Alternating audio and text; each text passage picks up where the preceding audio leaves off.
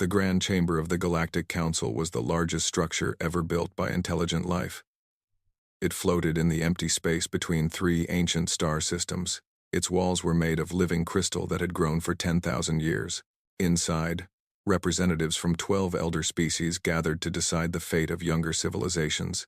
Ambassador Elena Vasquez stood at the center of the chamber. She was a small woman with gray hair and calm eyes. Behind her, a holographic image of Earth rotated slowly in the air. She had served as humanity's voice in the Council for 15 years. Before her, others had done the same job for 65 years. In all that time, humans had never raised their voice in anger. They had never threatened another species. They had never fired a single weapon in space. The elder species found this very strange. High Arbiter Zolveth watched the human ambassador from his floating throne. He was the oldest living being in the known galaxy. His body was made of purple crystal that had formed over millions of years. Light moved through him like slow rivers. He had seen empires rise and fall. He had watched young species destroy themselves in foolish wars. But he had never seen anything quite like humans. The matter before the Council today concerns the border dispute between Earth and the Voron hegemony, Zolveth announced. His voice was like wind through broken glass. The Voron have claimed 3 human colony worlds in the outer reaches. Ambassador Vasquez, you may speak. Elena stepped forward. Her translator device hummed softly at her throat. Thank you, High Arbiter. Humanity wishes to resolve this matter peacefully. We propose a shared resource agreement. The Voron may access the mining rights on all 3 worlds. In exchange, they will allow our colonists to remain. A sound like grinding rocks filled the chamber. It was laughter. The Voron ambassador, a massive creature covered in bone-white armor plates, rose from his seat. His name was Krathul, and he had personally led the military force that seized the human colonies. The soft mammals offer us what we have already taken, Krathul said. How generous. Perhaps next they will offer us their homeworld as well. We would only need to ask. More laughter came from around the chamber. The Kethari delegation, insectoid warriors with blade-like arms, clicked their mandibles in amusement. The Droom, a species of massive slug-like beings, bubbled with mockery. Even the normally neutral Sylvani, beings of living light, flickered in what seemed like embarrassment for the humans. Elena's expression did not change. We seek only peace, Ambassador Krathul. War benefits no one. War benefits the strong, Krathul replied. It seems your species has not learned this lesson, perhaps because you are not strong. The Council had seen this same scene play out many times over the past 80 years. Humans had first made contact with the galaxy in 2267. A Sylvani exploration vessel had discovered Earth and found a species that had only recently learned to travel between stars. The humans had been so excited, so hopeful. They spoke of friendship and cooperation and shared knowledge. The elder species had welcomed them with polite words and private laughter. Every spacefaring civilization understood the basic truth of the universe. The galaxy was a dangerous place. Species survived by being stronger than their enemies. The Kethari had built an empire through conquest. The Voron had crushed 17 younger species to claim their current territory. Even the peaceful Sylvani had weapons that could crack planets in half. But humans seemed to have missed this lesson entirely. In 80 years, humans had been tested many times. The Kethari had raided human merchant ships. Humans negotiated and paid for the stolen goods. The Voron had seized colony worlds. Humans filed complaints with the Council and accepted unfair compromises. A group of Droom pirates had kidnapped a human research vessel. Humans had paid the ransom without a single shot fired. The elder species had studied humanity carefully. They examined human history and found records of ancient wars on Earth. But these conflicts seemed small and primitive. Humans had fought with metal weapons and chemical explosives. They had killed each other by the thousands, sometimes by the millions. It was sad, but not impressive. Every species went through such a phase before reaching the stars. What puzzled the Council was why humans had stopped. Other species became more warlike as they advanced. They built bigger weapons and conquered more territory. But humans had done the opposite. Somewhere in their development, they had simply decided to stop fighting. They had dismantled their weapons and turned their attention to art and science and exploration. High Arbiter Zolveth had developed a theory about this. He believed that humans were biologically incapable of true aggression. Their bodies were soft and weak. They had no claws, no armor, no venom. They could not survive in vacuum or extreme temperatures. They needed to eat and sleep constantly. They grew sick from radiation that other species barely noticed. In short, humans were prey animals who had somehow stumbled into space through luck and cleverness. They had built tools to make up for their physical weakness, but deep down, they knew they could not compete with real predators. So they had learned to submit, to appease, to survive through cooperation rather than conflict. This theory was widely accepted among the elder species. It explained everything about human behavior, and it made humanity a target. The Drachith swarm had noticed. The Drachith were not members of the council. They were something older and darker, a species of locust-like beings that traveled through space in massive organic ships. They did not colonize worlds. They consumed them. In their long history, they had devoured 17 intelligent species. Trillions of lives ended in their hungry jaws. The council did not fight the Drachith. They were too numerous, too savage, too willing to accept losses. Instead, the elder species had made a quiet agreement. They would not interfere with the swarm's feeding, and the swarm would avoid their core territories. The weak and the young were sacrificed so that the strong could survive. Now the swarm had turned its attention to Earth. Elena Vasquez received the news during a routine council session. A Silvani messenger approached her with a data crystal containing the swarm's declaration. The locust beings had announced their intent to harvest the human homeworld. They would arrive in 3 months. Resistance was not advised. The chamber fell silent as Elena read the message. Every eye and sensor turned toward the human ambassador. The elder species expected panic, tears, perhaps begging for help that would not come. Instead, Elena looked up with an expression that no one in the chamber could read. It was not fear. It was not anger. It was something else entirely. Something that made High Arbiter Zolveth feel a strange chill in his ancient crystal heart. High Arbiter, Elena said calmly. Humanity formally requests that the Council remain neutral in this matter. Zolveth's crystalline form flickered with confusion. You do not request aid? You do not ask for protection? No, Elena replied. We request only that you watch, that you bear witness to what happens next. The Voron ambassador laughed again. The prey accepts its fate. How touching. Perhaps they hope for a quick death. Elena turned to look at Krathul. Her eyes were steady and cold. Ambassador, I have been patient with you for many years. I have accepted your insults and your theft because I was ordered to keep the peace. But I want you to remember this moment. Remember how you laughed. Remember what you believed about us. She turned back to the High Arbiter. Because in 3 months, you will learn that everything you thought about humanity was wrong. Then she walked out of the chamber without another word. And for the first time in his long existence, High Arbiter Zolveth felt something he could not name. It felt like the moment before a storm. Like the universe holding its breath. Something was about to change forever. The Drachith swarm arrived at the edge of the Sol system on a cold morning in March. 40,000 ships emerged from faster-than-light travel like a plague of metal locusts. Each vessel was grown rather than built. Their hulls were made of hardite chitin that could stop plasma fire. Their weapons were biological cannons that fired acid and razor spines across the void. At the center of the fleet floated the Hive ship. It was the size of a small moon. Inside its living walls, the Hive Admiral coordinated the thoughts of 10 billion Drachith warriors. Her name was untranslatable in any human language. She had led the consumption of 6 civilizations and had never known defeat.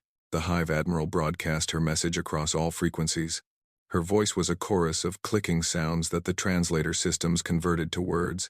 Mammals of Earth, you have 1 cycle of your star to surrender. Deliver your population centers to us for harvesting. Those who cooperate will be consumed quickly and without pain. Those who resist will suffer before they are eaten. This is our only offer. There will be no negotiation. The message reached Earth in 8 minutes. It reached the Galactic Council's observation, drones in 12. High Arbiter Zolveth had positioned the drones at the edge of human space. Officially, they were there to document the harvest for historical records. Unofficially, several elder species had already begun dividing Earth's resources among themselves. The Voron wanted the planet's water. The Kethari wanted the mineral rights to human colony worlds. The Droom wanted access to human genetic material for their experiments. They were vultures, circling a dying animal, waiting for the swarm to finish its meal. But the observations from Earth confused them. There was no panic, no evacuation fleets fleeing the doomed planet, no desperate messages begging the Council for help. Instead, the humans went quiet. Their communication networks, normally buzzing with entertainment and commerce, fell silent. Satellites that had broadcast news and music for decades suddenly went dark. Then the factories woke up.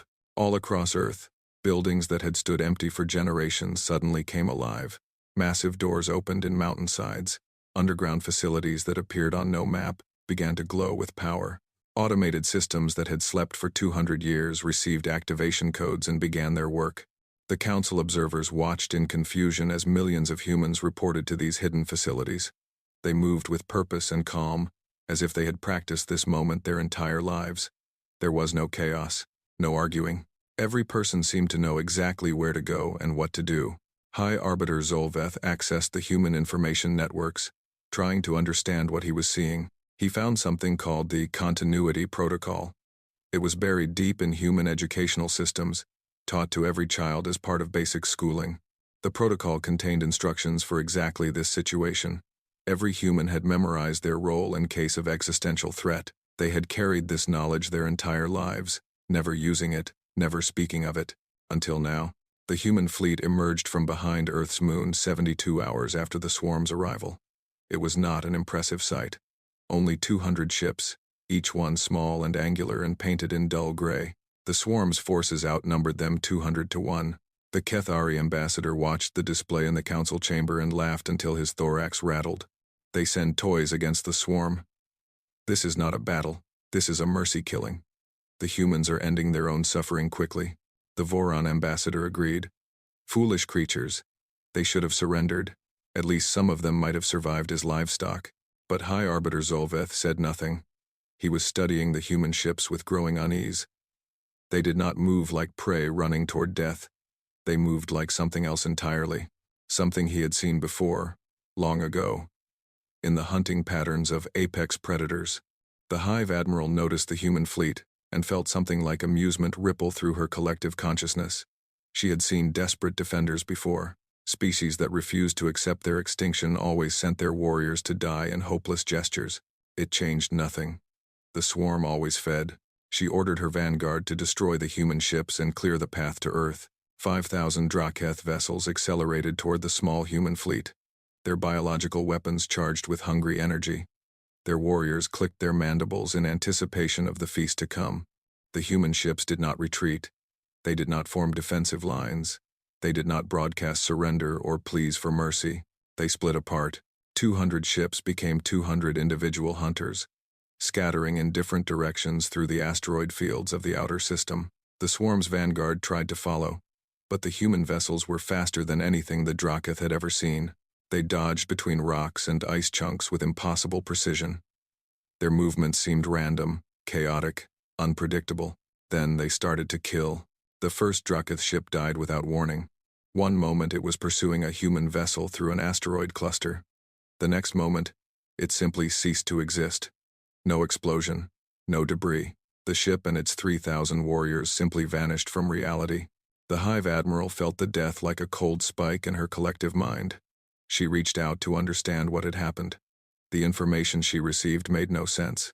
Her sensors showed that the ship had been hit by some kind of weapon, but the readings were impossible. The attack had come from a direction that defied geometry. It had struck the ship in a place that did not exist in normal space.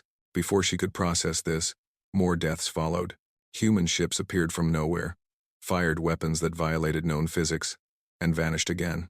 Supply vessels carrying food for the swarm's warriors exploded from internal detonations that no one had seen coming. Communication relays that coordinated the hive mind suddenly went silent, their biological systems rewritten by invisible attackers. In 6 hours, the swarm lost 4,000 ships. The Hive Admiral had never experienced anything like this. The humans were not fighting a battle. They were not defending their home. They were hunting her forces like animals. They struck without warning, without honor, without any pattern she could understand. Every time she tried to coordinate a response, the humans had already moved somewhere else. She sent 10,000 ships to overwhelm them through sheer numbers. The human vessels retreated to the asteroid belt and disappeared among the billions of rocks floating in the darkness. The swarm followed, spreading out to search for their prey. It was a mistake. The asteroids began to explode. Not from weapons fire, but from mines that had been placed there weeks ago. Thousands of Drachith ships flew into traps that had been set before the swarm even arrived. The humans had known exactly where the enemy would go, exactly how they would respond.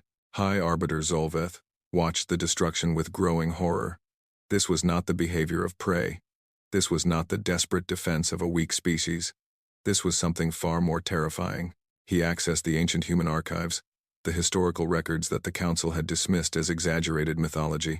He searched for anything that might explain what he was seeing. What he found made his crystalline heart crack with fear. The humans had a word for what their fleet was doing. They called it wolfpack tactics. It came from an ancient Earth war, when human warriors had used small vessels to hunt larger enemies through the oceans of their world. They had been devastatingly effective, but that was not what frightened Zolveth. What frightened him was what he found next. Records of weapons that humans had built and then hidden away. Bombs that could crack planets. Plagues that could rewrite the genetic code of entire species. Machines that thought faster than any biological mind and existed only to kill. The humans had not avoided war because they were weak. They had avoided war because they knew what they were capable of. And now the galaxy was about to learn the same lesson. The Battle of the Kuiper Belt lasted for 11 days. When it ended, the Drachith swarm no longer existed. 40,000 ships, 10 billion warriors. A species that had consumed 17 civilizations across 1,000,000 years of hungry existence. All of it ended in less than 2 weeks by a force 200 times smaller. The Galactic Council watched every moment through their observation drones. They recorded the battle for historical archives, but none of them could process what they were seeing. It was like watching a natural law being broken, like watching gravity reverse or time flow backward. The Hive Admiral died on the 8th day. Her moon-sized hive ship had been the safest place in the fleet, protected by 20,000 warriors and shields that could stop nuclear weapons. None of it mattered. A single human vessel approached the hive ship under cover of a debris field. It was piloted by a woman named Commander Sarah Chen. She had volunteered for the mission knowing she would not survive it. Her ship carried a weapon that human engineers had designed 300 years ago and prayed would never be used. They called it the Erasure device. The weapon did not explode. It did not burn or cut or crush. Instead, it reached into the fabric of reality itself and simply removed what it touched. The hive ship did not die. It was never born. Every atom that had formed its structure was erased from the timeline. Every memory of its existence was deleted from the universe. One moment, the moon-sized vessel hung in space surrounded by its defenders. The next moment, there was only empty void where it had been. The defenders continued their patrol routes around nothing, their tiny minds unable to understand that the thing they protected was gone. Commander Chen died with her weapon. Her ship was caught in the edge of the erasure field. Her atoms joined the hive ship in non-existence. She left behind a husband and 2 children on Earth. Her name was later carved into a memorial wall alongside 47 other humans who gave their lives in the battle. 48 humans died to kill 10 billion Drachith. The Council observers transmitted this information back to the Grand Chamber with growing terror. The elder species had stopped laughing. They had stopped dividing human resources among themselves. They sat in horrified silence as the battle reports continued to arrive. Human weapons technology was unlike anything in the galactic database. Their missiles did not simply fly through space toward their targets. They tunneled through dimensions, appearing inside enemy ships without ever crossing the distance between them. Their energy weapons did not fire beams of plasma or radiation. They fired probability itself, turning certain outcomes into uncertain ones and uncertain ones into certain death. But the weapons were not the most terrifying thing. The most terrifying thing was how the humans used them. Every species in the galaxy fought according to certain rules. Battles were announced in advance. Combatants faced each other in organized formations. Victory went to the stronger force, and the defeated were given the choice of surrender or death. This was the civilized way of war, the honorable tradition that separated intelligent beings from animals. Humans did not follow these rules. Human ships attacked without warning. They struck supply lines and communication networks instead of enemy warriors. They retreated when they were winning and advanced when they were losing. They used terrain and debris as weapons. They coordinated their attacks through methods the swarm could not detect or intercept. Each human ship fought independently, making its own decisions faster than any hive mind could respond. There was no central command to target, no leader whose death would end the battle. Every human pilot was their own general, their own tactician, their own army of one. The swarm had evolved over millions of years to fight enemies that behaved in predictable ways. They had never encountered a species that treated war like hunting, that saw deception and ambush not as dishonorable tactics but as simple common sense. On the 9th day, the remaining Drachith ships tried to flee. They had lost 30,000 vessels and could no longer coordinate their collective consciousness. Individual Drachith were not intelligent enough to make complex decisions. Without the Hive Admiral's guidance, they reverted to base instincts. The humans did not let them escape. Long-range weapons platforms hidden throughout the solar system activated for the first time in 3 centuries. They had been built during an age of human paranoia, when Earth's nations had pointed weapons at each other across the void. When those nations unified, the weapons were deactivated but never destroyed. The humans had kept them as insurance against threats they hoped would never come. Now those weapons fired. Beams of concentrated antimatter lanced across millions of kilometers. Swarms of self-replicating attack drones emerged from hidden bases and pursued fleeing Drachith ships into deep space. Gravity manipulation fields bent space itself, trapping enemy vessels in wells they could not escape. The last Drachith ship died on the 11th day.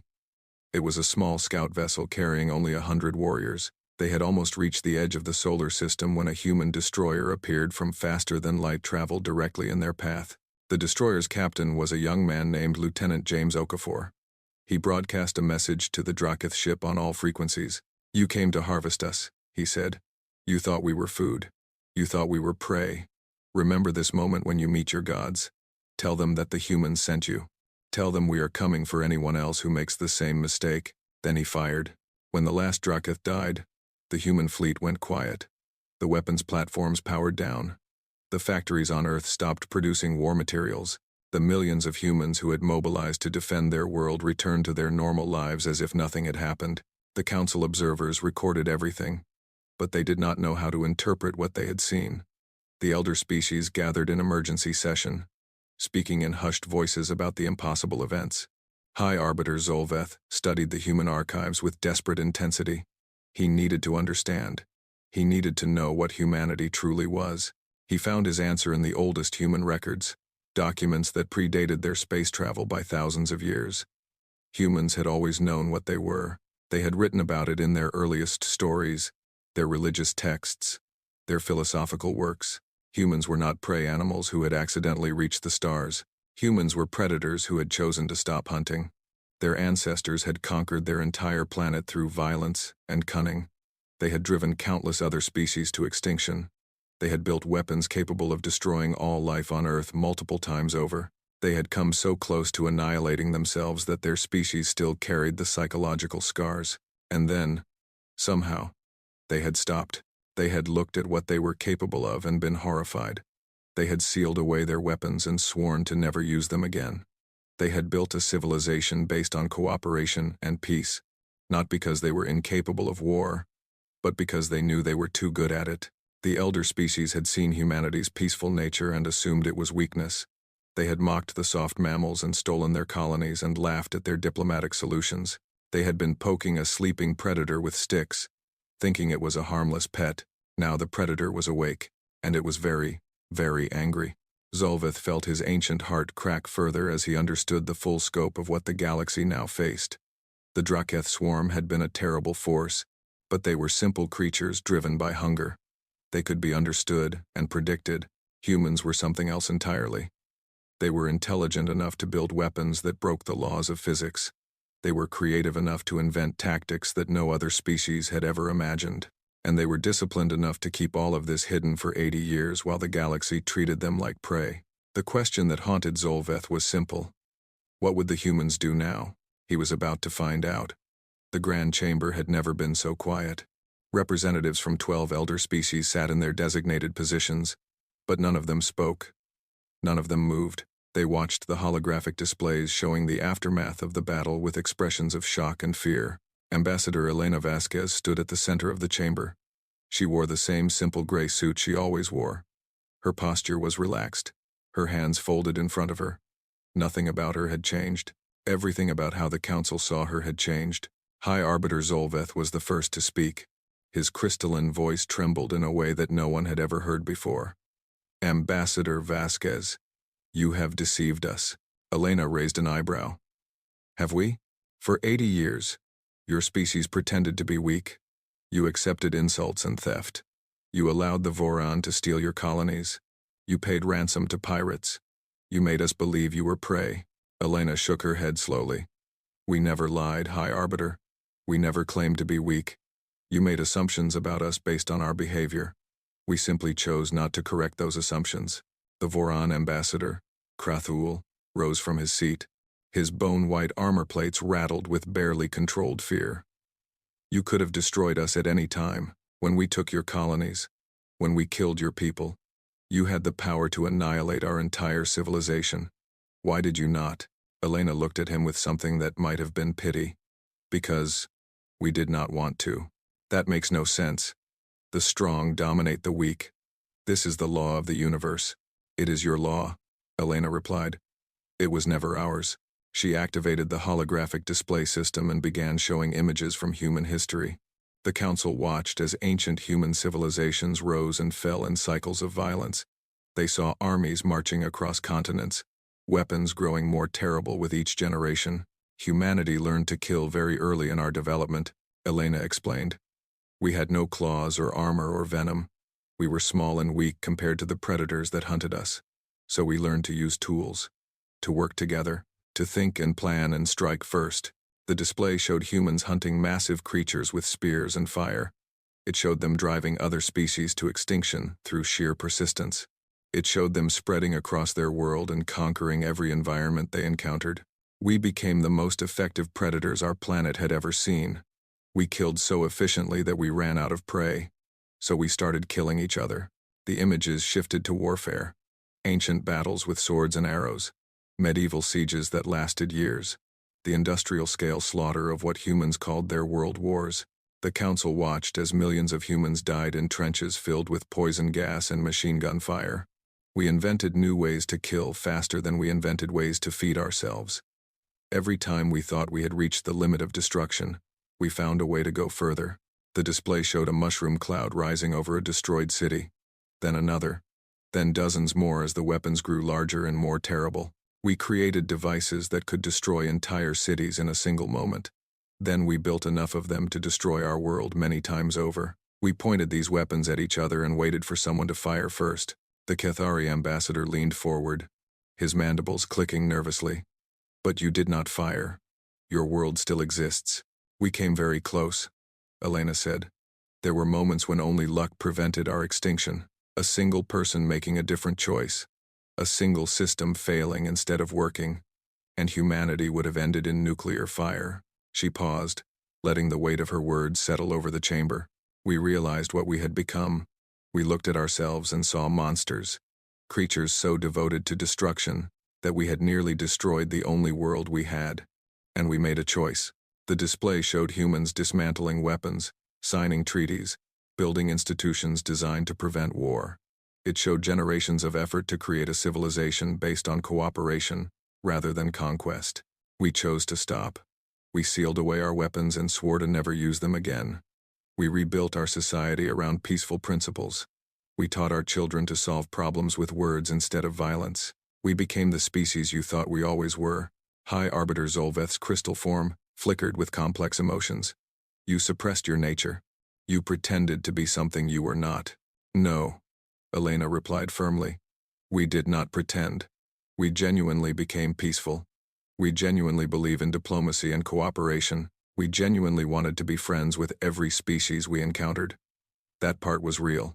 She pointed at the holographic display, which now showed the battle against the Drachith swarm. But we never forgot what we were capable of. We kept our weapons hidden but maintained. We trained our people in secret, just in case. We hoped we would never need any of it. We prayed that the universe would let us remain at peace. Her voice hardened. The Drachith did not give us that choice. They came to eat our children, to harvest our world, to end our species. So we did what we have always done when backed into a corner.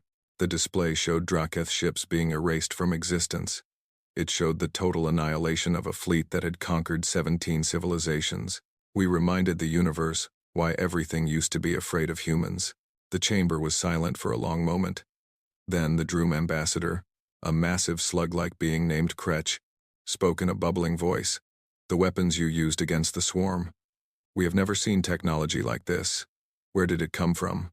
"Where?" Elena smiled, but there was no warmth in it. "From the same place it always came from. Human minds, human creativity, human terror." She activated another display, showing schematics and diagrams that made the Council's scientists recoil in horror. The Erasure device that destroyed the Hive ship was designed 300 years ago, during our last great war against ourselves. We built it, tested it, and then sealed it away because we were afraid of what it could do. More schematics appeared. Weapons that could tear holes in reality. Plagues that could rewrite the genetic code of any carbon-based life form. Artificial intelligences designed for nothing except finding more efficient ways to kill. These are just the weapons we kept, the ones we considered safe enough to maintain as a last resort. There are others that we destroyed completely because we were too afraid to let them exist. The Kethari ambassador stood suddenly, his blade-like arms trembling. "You are saying that the weapons we saw in this battle were not your full capability?"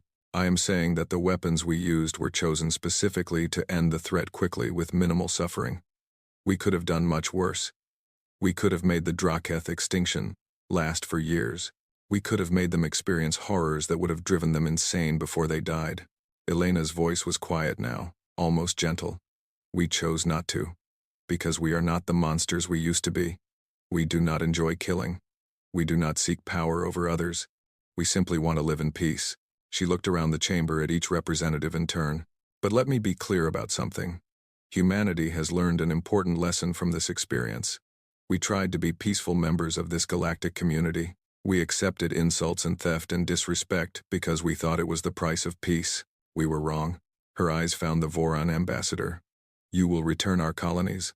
All of them. You will pay reparations for every human life lost under your occupation. You will issue a formal apology to every affected family." Krathul's armor plates rattled with what might have been anger or fear. "And if we refuse?" Elena smiled again. "Then we will remind you of this conversation, and you will wish you had chosen differently." She turned to face High Arbiter Zolveth directly. "Humanity does not want war. We do not want to conquer or dominate or destroy. We want exactly what we have always wanted, to live in peace and explore the wonders of the universe. But we will not be prey. We will not be mocked. We will not be harvested." Her voice echoed through the silent chamber. "The wolves have shown their teeth. We hope we never have to use them again. But make no mistake, we will protect our own. Whatever it takes, whatever it costs, whatever we have to become." She walked toward the chamber exit, then paused at the doorway. "You asked us to watch and bear witness. Now I ask the same of you. Watch what we do next. See how we rebuild and heal and return to peace. And remember that this is who we choose to be." She left the chamber without looking back. The elder species sat in stunned silence for a long time after she was gone. 1 year had passed since the destruction of the Drachith swarm. The galaxy had changed in ways that no one could have predicted. The Voron hegemony returned all 3 human colonies within a month of Ambassador Vasquez's speech. They also paid reparations that nearly bankrupted their economy and issued public apologies that were broadcast across every inhabited system. Ambassador Krathul resigned from his position and retreated to a remote world where he would spend the rest of his life avoiding human contact. The Kethari warrior caste, once the most feared fighters in the known galaxy, quietly stopped raiding human merchant ships. Their war priests conducted a complete review of their species' military doctrine and concluded that challenging humanity would be equivalent to suicide. Young Kethari warriors were now taught to show respect when encountering humans. Some of them had begun studying human martial philosophy, hoping to understand how such a peaceful species could be so devastating in battle. The Droom pirates who had once kidnapped human vessels now fled whenever human ships appeared on their sensors. Rumors spread through their criminal networks about what had happened to those who crossed humanity. The stories grew more terrifying with each telling, but none of them matched the reality that the Council had witnessed. 17 smaller species had applied for what they called protected status under Earth's influence. They were civilizations too young or too weak to defend themselves against predators like the Drachith. Before the battle, They had survived by offering tribute to stronger powers. Now they saw a different option. Alliance with a species that protected the weak instead of exploiting them. Humanity accepted every application. The human government made it clear that they would not build an empire. They would not demand tribute or obedience. They would simply extend their protection to any civilization that asked for it. In exchange, they asked only for friendship and honest dealing. High Arbiter Zolveth watched these developments from his chamber in the Grand Council Station. His crystalline form had changed over the past year. New fractures ran through his ancient structure, evidence of the stress and confusion he had experienced. For the first time in millennia, he felt old. He had spent countless hours studying humanity since the battle. He had read their literature, their philosophy, their religious texts. He had analyzed their history and their psychology. He had spoken with human scholars and diplomats and ordinary citizens, and he had finally begun to understand. Humans were not monsters pretending to be peaceful. They were peaceful beings who had once been monsters. Every generation, they fought a war inside themselves between what they had been and what they wanted to become. Every day, they chose compassion over cruelty, cooperation over conquest. This choice was not easy. Zolveth could see the struggle in their eyes when they were insulted or threatened. He could sense the ancient predator lurking beneath the surface of their polite words. They were not naturally peaceful. They had to work at it constantly, every moment of every day. And somehow, that made their peace more impressive, not less. The elder species had always assumed that peaceful civilizations were simply weak, that true power required aggression and dominance. Humanity had proven them wrong. True power was having the ability to destroy and choosing not to. True strength was keeping the monster in chains even when the world gave you every reason to release it. The Grand Chamber gathered for its annual assembly on the anniversary of the Drachith defeat. All 12 elder species sent their representatives. But this year there was a 13th delegation. Humanity had been elevated to elder status by unanimous vote. No one had objected. No one had dared. Ambassador Elena Vasquez sat in the new human seat, positioned at the right hand of the High Arbiter himself. She looked tired, Zolveth thought. The past year had been difficult for her. She had not wanted the power that her species now held. None of the humans had, but they had accepted it anyway, because they understood something that the other elder species were only beginning to learn. Power was not a gift. It was a responsibility. Zolveth rose to address the assembly. His crystalline voice had changed over the past year, becoming softer and more thoughtful. For 10,000 years, this council has measured civilization by its ability to wage war. We believed that strength came from conquest, that power came from domination, that the universe belonged to those willing to take it by force. He paused, letting his words echo through the chamber. We were wrong. The representatives shifted in their seats. This was not the kind of speech they expected from the High Arbiter. Humanity has shown us a different truth. The measure of a civilization is not its willingness to destroy. It is its willingness to restrain itself. The true test of power is not how much damage you can inflict, but how much damage you choose not to inflict. He turned to look at Elena Vasquez. Ambassador, I owe you and your species an apology. For 80 years, we treated humanity with contempt. We mocked your peaceful nature. We stole from you and insulted you and assumed you were too weak to respond. We were wrong about everything. Elena nodded slowly. We appreciate that, High Arbiter. I must ask you something that has troubled me since the battle. You could have revealed your true capabilities at any time. You could have demanded respect and received it. Why did you choose to hide? Why did you accept our treatment for so long? Elena was quiet for a moment, considering her answer. Because we hoped it would not be necessary. We hoped that the galaxy would eventually accept us as we were, without needing to see what we could become. We hoped that peace could be maintained through patience and diplomacy alone. She sighed.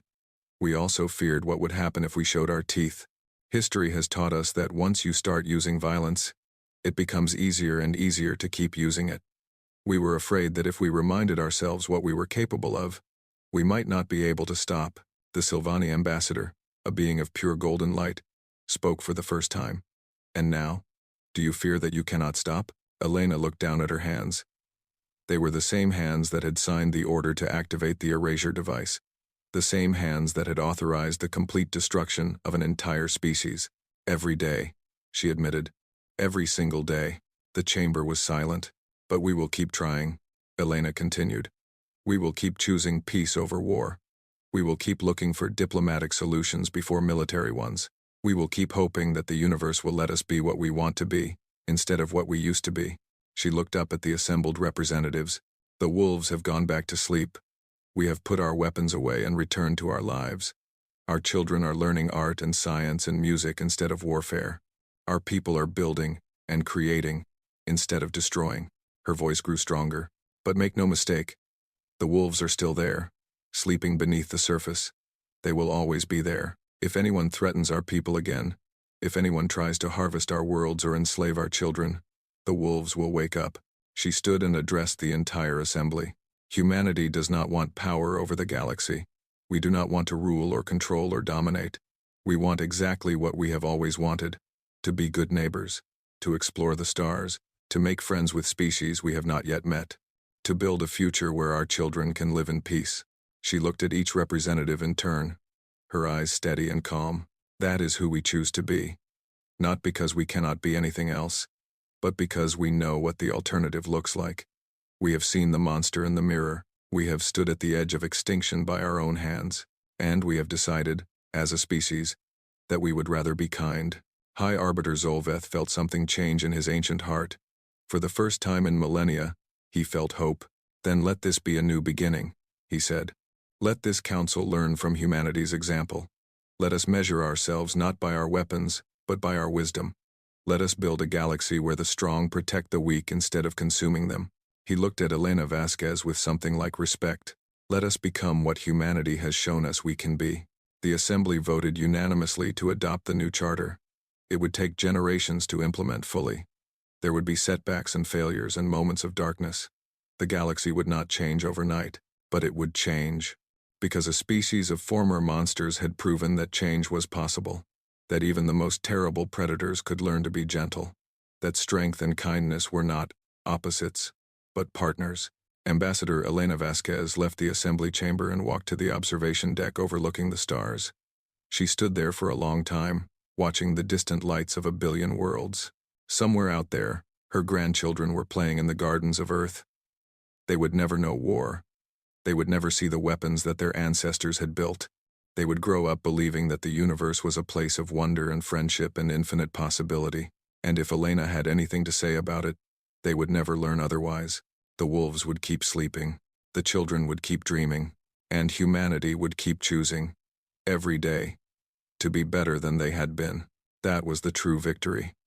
Not the destruction of the Drachith swarm. Not the fear that now kept other species at bay, but the quiet triumph of a species that had looked into the abyss of its own nature and decided to walk in the other direction. The most dangerous creature in the universe was not the one that loved war. It was the one that had every reason to fight and chose peace instead. And that creature was human.